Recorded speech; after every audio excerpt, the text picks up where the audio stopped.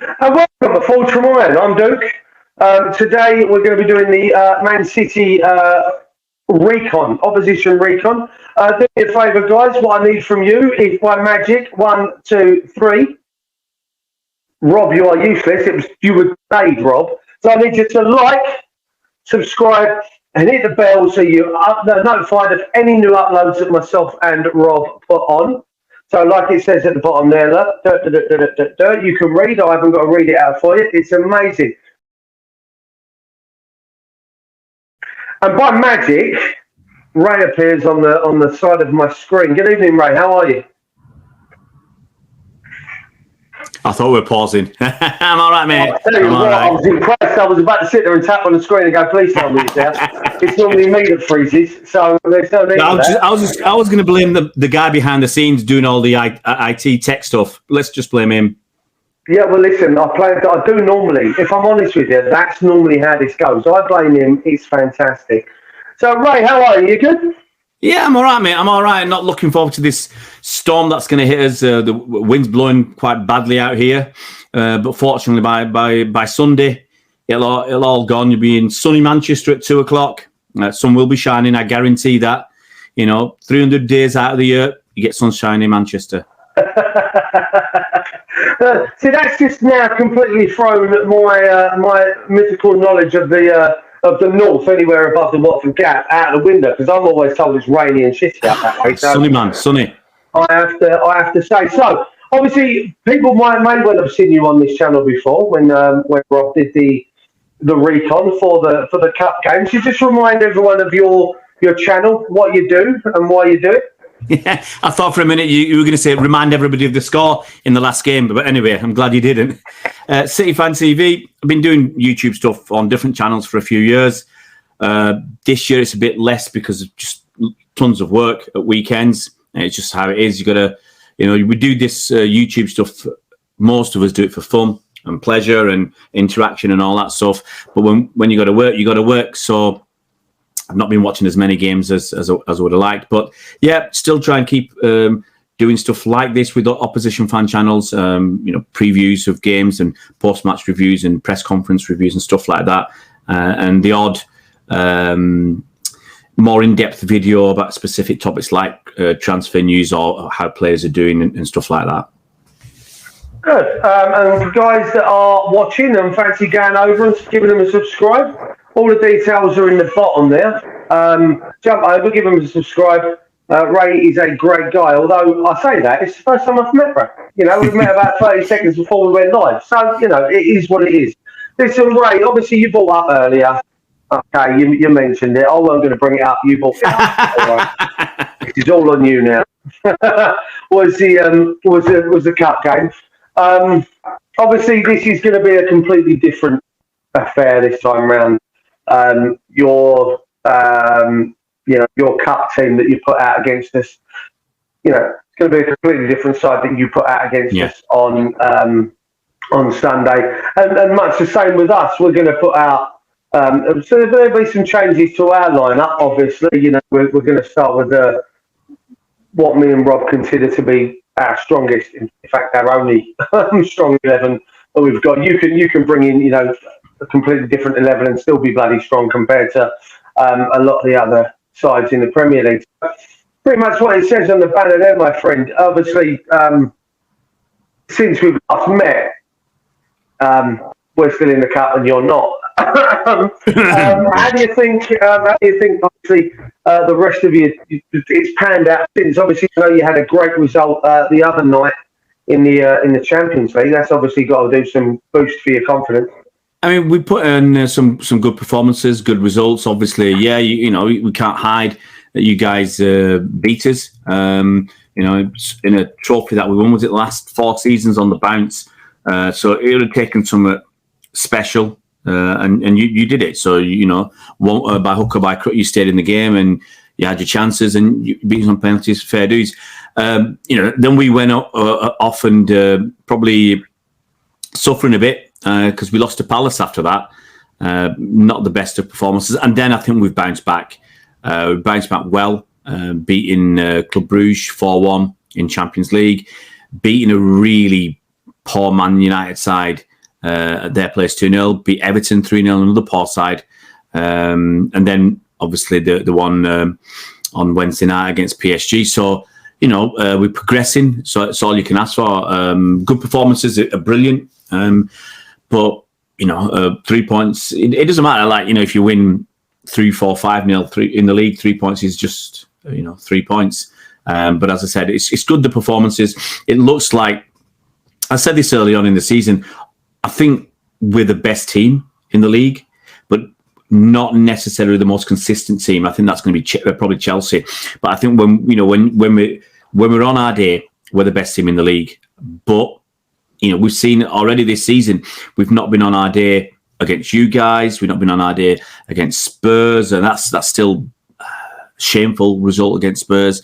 Southampton have taken a point off us, and we lost that game against Palace. So it's a funny thing. It's a funny thing. A couple of weeks back, it was when we didn't score. I think it was a Palace game, and that was the sixth time this season we hadn't scored in about 15 or 16 games. Last season, it took us 60 games not to score 6 times. So, it's up and down. So you do worry a bit. You do worry. A well-drilled team like you guys, you're hard to score against generally these days. Overall, it's been positive, our progress. Yeah, I've got to say, I've had nothing but good interaction on social media with City fans. There's a couple of pages on Twitter that I follow, and even after the game in the cup, there were a few that have come across as being incredibly arrogant.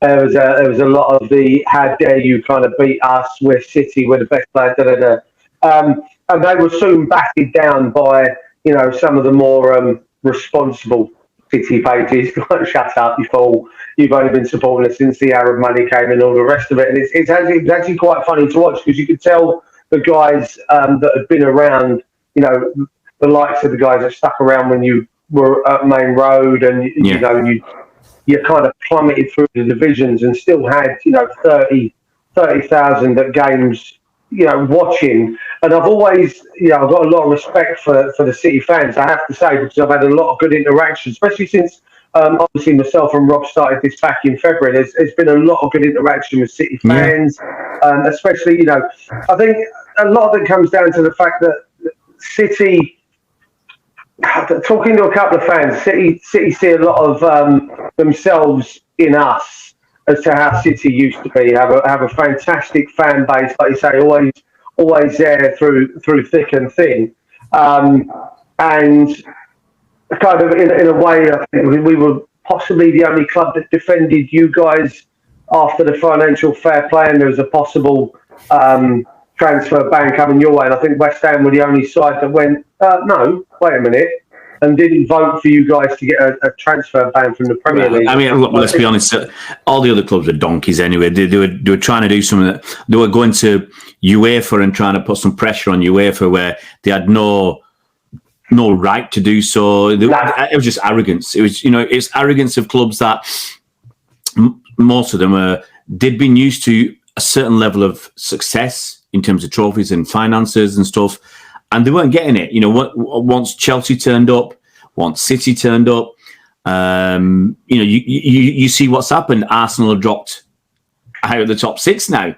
And they were, in the up to about late 2000s, they were always in the top 2 or 3. Yeah.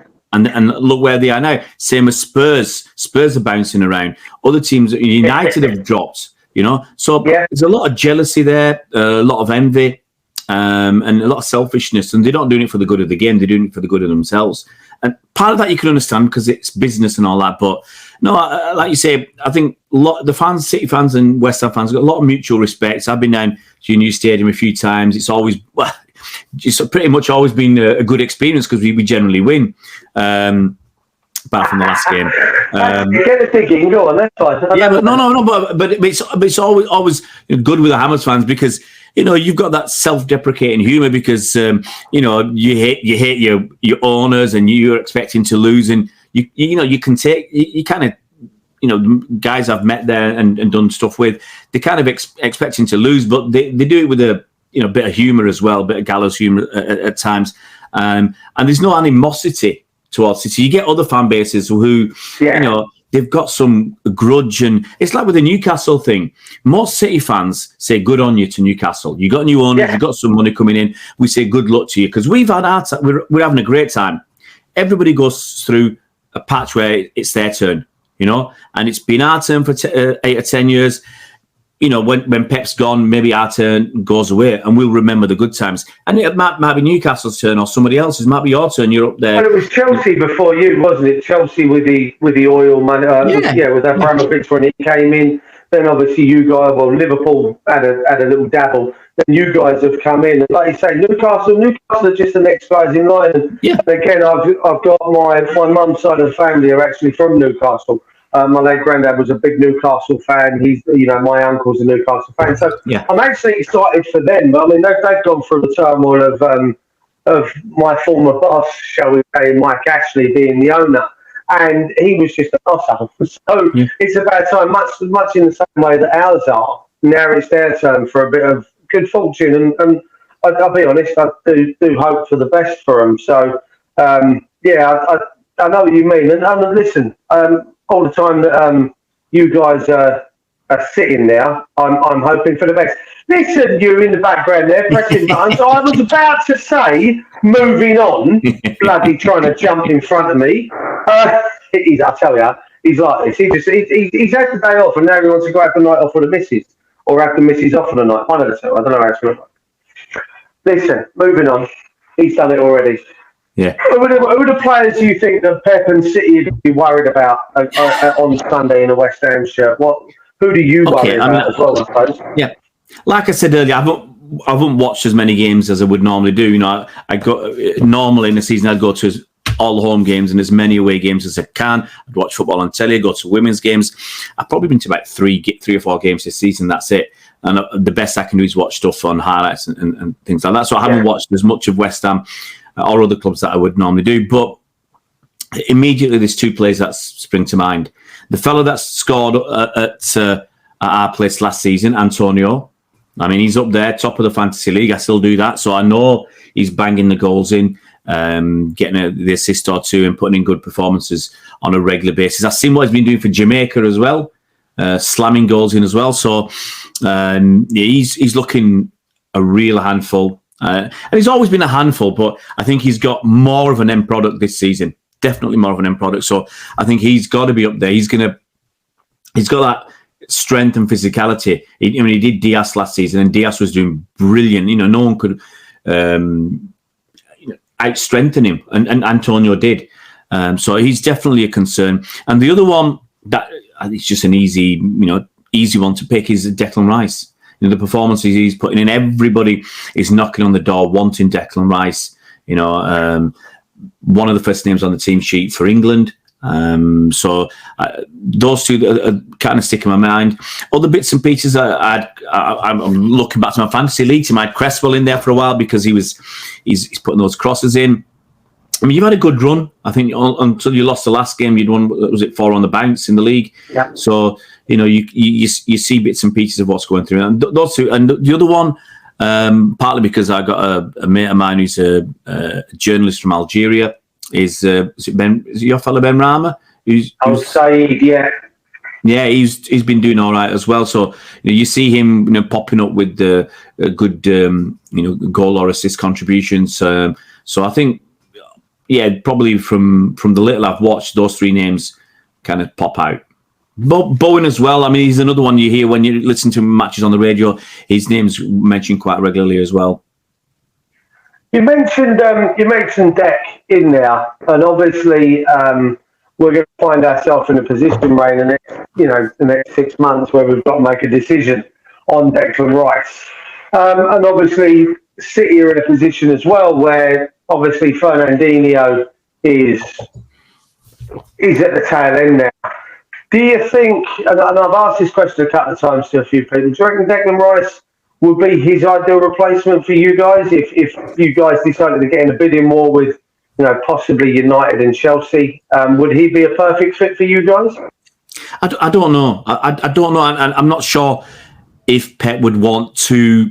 I mean, I think they generally want 2 world-class players in each position, but I'm not sure whether he'd go for Declan Rice the way Rodri's playing at the moment, because then you'd have 2 top players, and there's no way you can squeeze those 2 guys into the side. And I think someone's going to miss out, and to prize Declan away from you guys, we're talking Jack Grealish money. We're talking 100 million, and I'm not sure we're going to go to that level for a player that's not going to, excuse me, that he'll either push somebody else out or will be second string for a little while.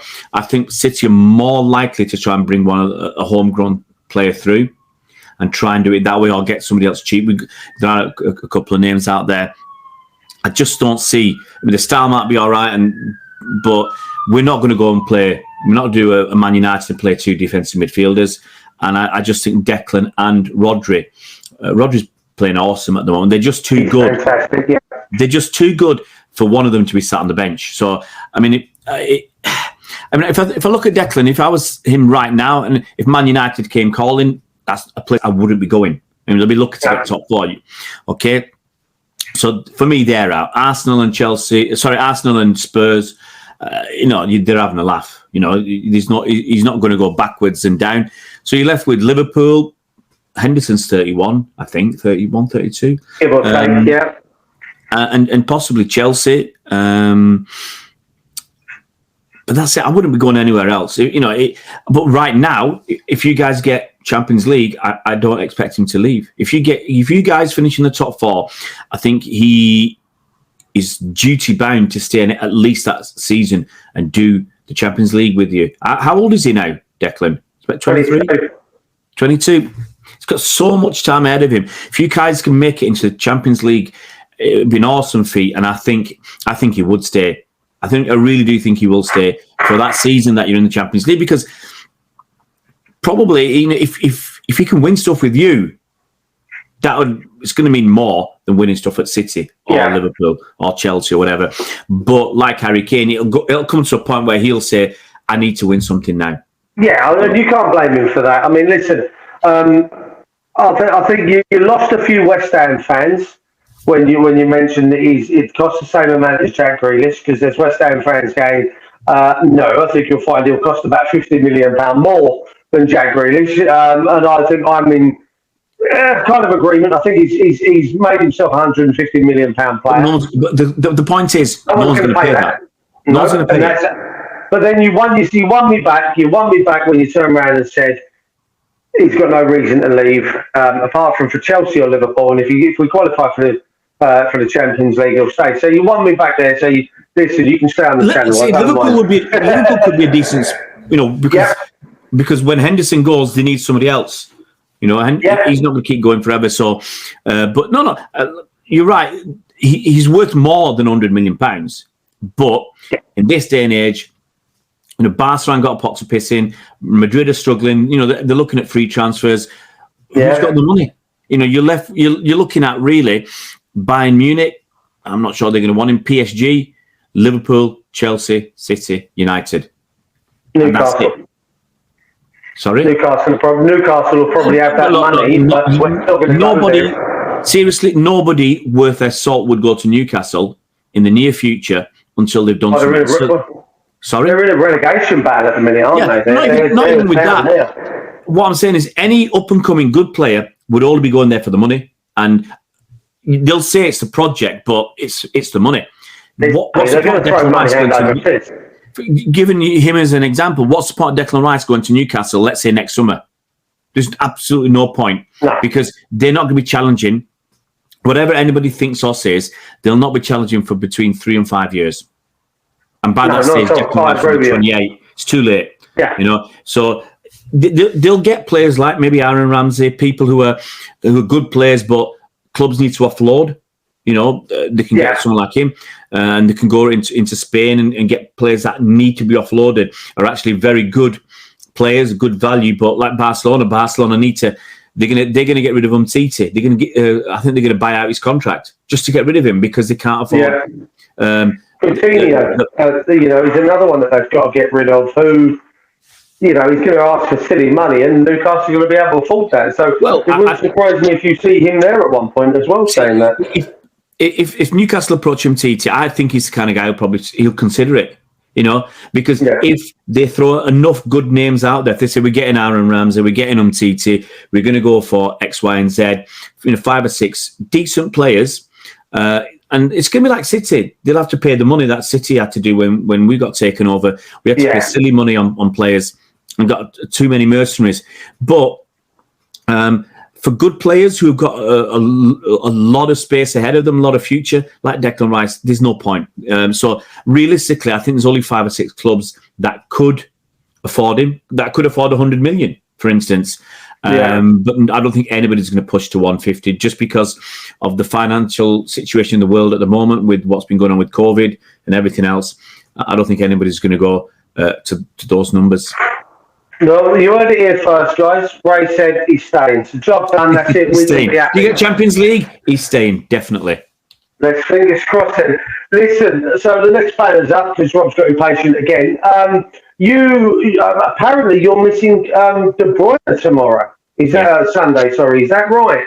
Yeah, he had COVID. He come back from Belgium with COVID, so that's why he didn't play against PSG. Won't be playing against you guys. Or if you saw the game against PSG, we didn't miss him really. Nah.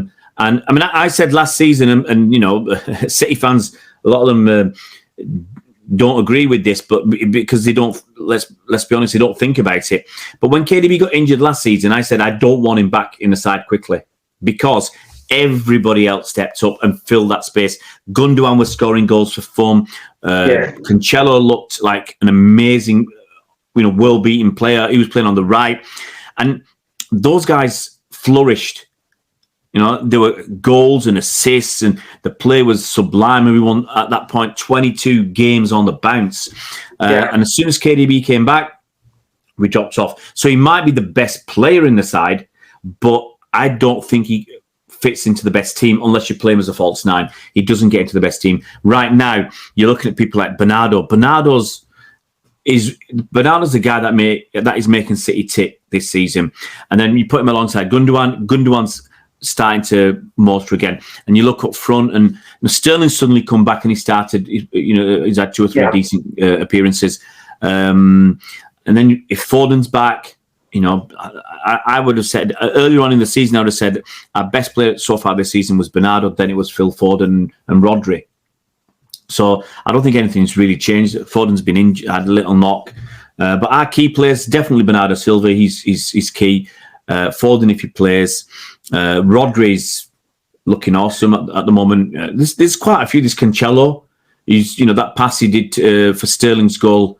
It was against Everton was just unbelievable. Unbelievable.